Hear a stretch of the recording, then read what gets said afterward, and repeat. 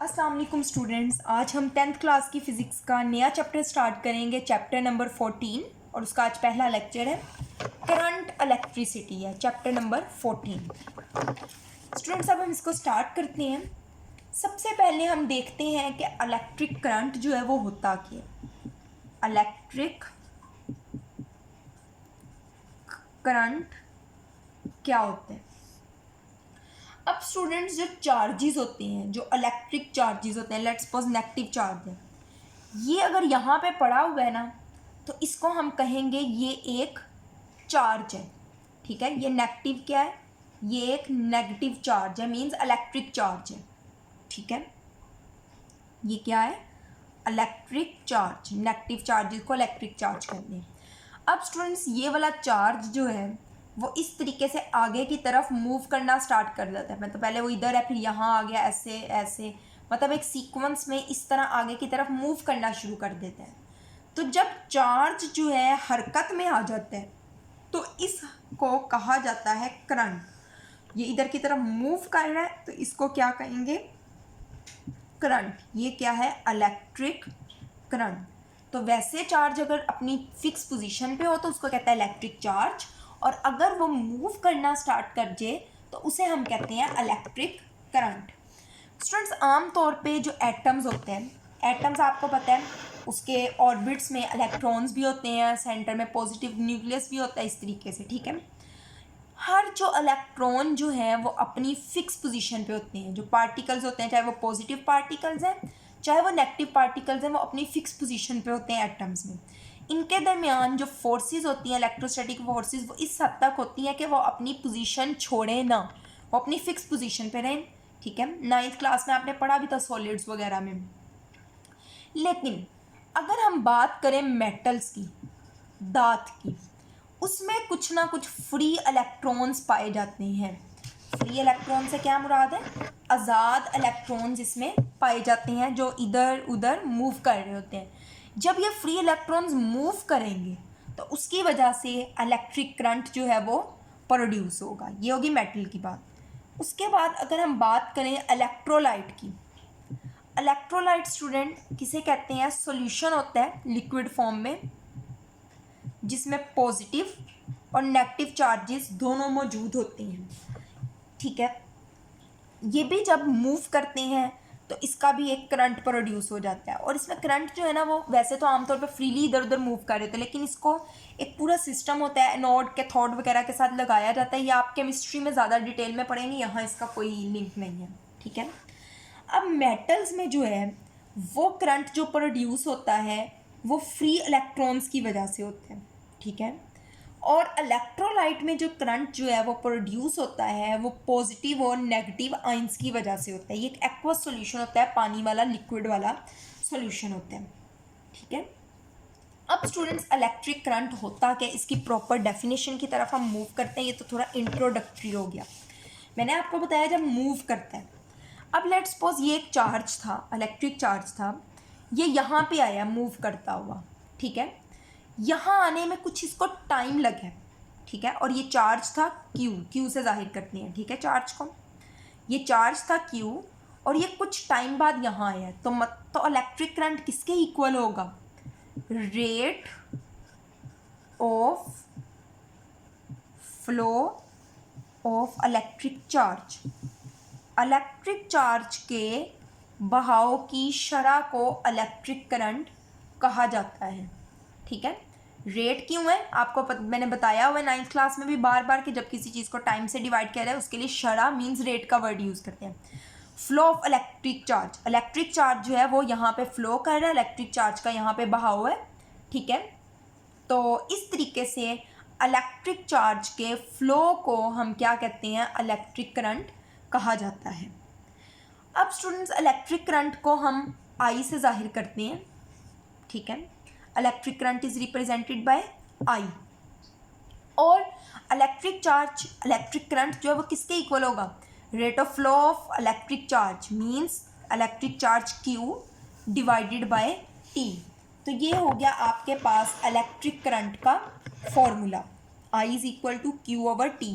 Q जो है वो चार्ज है, टी जो है टाइम है, आई जो है वो इलेक्ट्रिक करंट को जाहिर करती है। ये हो गया फॉर्मूला। सिंबल में आप लिख सकते हैं अलामत में कि इलेक्ट्रिक करंट को किससे जाहिर किया जाता है, आई से जाहिर किया जाता है।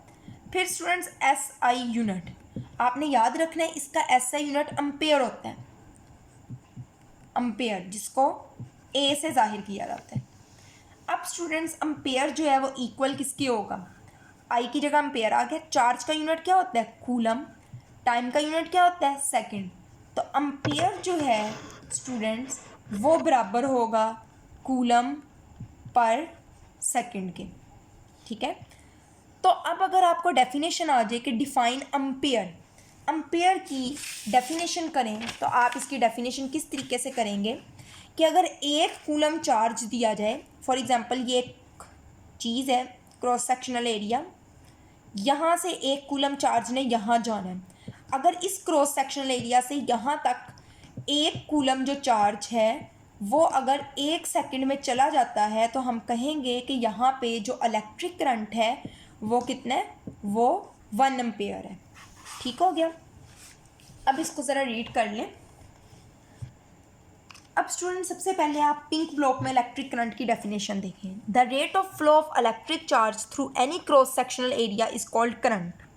ठीक है, अगर चार्ज को क्यू से जाहिर करें any area in time T हो, then I flowing through it will be given by current is equal to charge over time, I is equal to Q over T. ये हो गया फॉर्मूला।